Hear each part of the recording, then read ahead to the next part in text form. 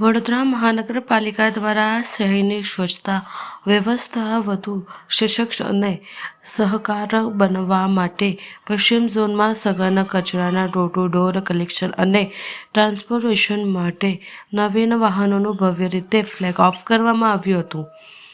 આ કાર્યક્રમમાં વિધાનસભાના દંડક, મહાનગરપાલિકાના મેયર, સ્ટેન્ડિંગ કમિટીના ચેરમેન, મેયર, ડેપ્યુટી મેયર અને વીએમસીના દંડક સાથે કોર્પોરેટર, ઉચ્ચ અધિકારીઓ, ચૂંટણી પ્રતિનિધિઓ તથા સ્વચ્છતા વિભાગના કર્મચારીઓ હાજર રહ્યા હતા. નવીન ટેકનોલોજીની સજ્જ આ વાહનો હવે ઘરથી ઘર કચરો એકત્રિત કરવાની પ્રક્રિયા વધુ ઝડપી, સુવ્યવસ્થિત અને પર્યાવરણ મૈત્રી બનશે. ખાસ કરીને ભીનો અને સૂકો કચરો અલગ રીતે એકત્રિત કરવાની વ્યવસ્થા કરવાથી કચરા સંચાલનમાં વધુ અસરકારકતા આવશે. સાથે ધાર્મિક કામોમાં વપરાયેલ ફૂલ કે શ્રીફળનો વેસ્ટ પણ કલેક્ટ કરવામાં આવશે. પશ્ચિમ ઝોનમાં શરૂ કરાયેલા નવા વાહનો સ્વચ્છ ભારત અભિયાનને વધુ ગતિ આપશે તેમજ શહેરને સ્વચ્છ, સુંદર અને આરોગ્યપ્રદ બનાવવામાં મહત્વપૂર્ણ ભૂમિકા ભજવશે. વડોદરા મહાનગરપાલિકાએ નાગરિકોને પણ કચરો અલગ અલગ કરીને આપવાની અપીલ કરી છે, જેથી સ્વચ્છતા અભિયાન સફળ બની રહે. વડોદરા મહાનગરપાલિકા દ્વારા આજરોજ પશ્ચિમ ઝોનમાં ઘન કચરાના નિકાલ માટે લગભગ 367 જેટલા વાહનોનું આજે લોકાર્પણ ફ્લેગ ઓફ કરવામાં આવ્યું.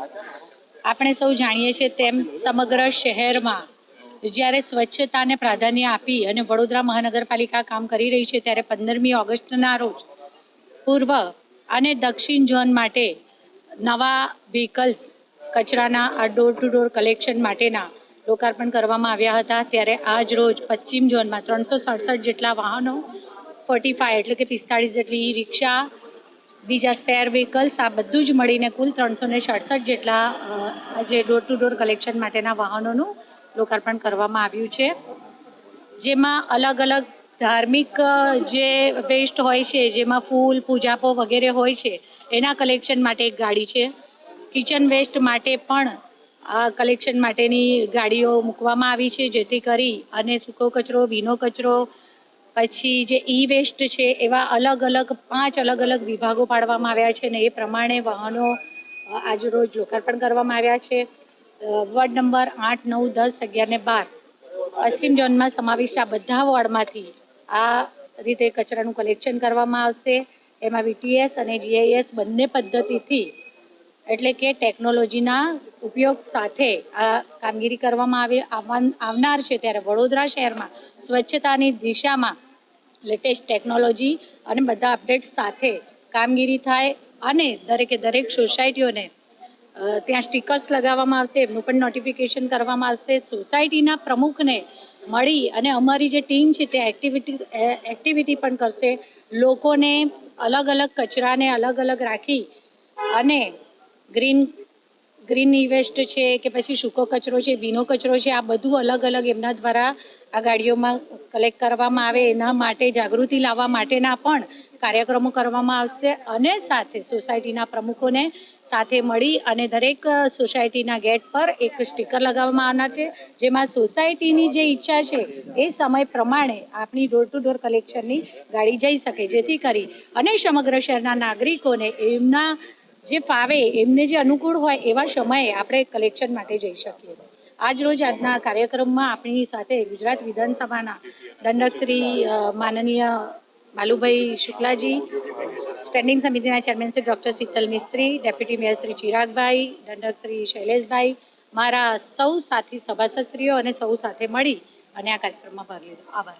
આજરોજ વડોદરા મહાનગરપાલિકા દ્વારા પશ્ચિમ ઝોનમાં એટલે કે વોર્ડ નંબર 8, 9, 10, 11 અને 12 આ વિસ્તારના 3 લાખ જેટલા મકાનોનો તમામનો સર્વે કરીને, જીઓ ટેગિંગ કરીને, અત્યાધુનિક પદ્ધતિથી અને 367 જેટલા નવા વાહનો મૂકીને આજથી આગામી 10 વર્ષ સુધીનો જ્યારે કોન્ટ્રાક્ટ આપવામાં આવ્યો છે અને એનાથી નાગરિકોની સુખાકારીમાં તો વૃદ્ધિ થવાની જ છે, પરંતુ તેમ છતાંય પર્યાવરણની જાળવણી પણ થશે અને સાથે સાથે જે ઘરના આજુબાજુમાં જે કચરો પડેલો છે તમામ ઉચકાઈ જશે. અને આજે જ્યારે મેયરશ્રીના હસ્તે આ કાર્યક્રમ હાથ ધરેલ છે ત્યારે વડોદરા મહાનગરપાલિકાને ખૂબ ખૂબ અભિનંદન પાઠવું છું. અને સાથે સાથે તમામ જે કર્મચારીઓ આ કામમાં જોડાયા તેમને પણ ખૂબ આભાર માનું.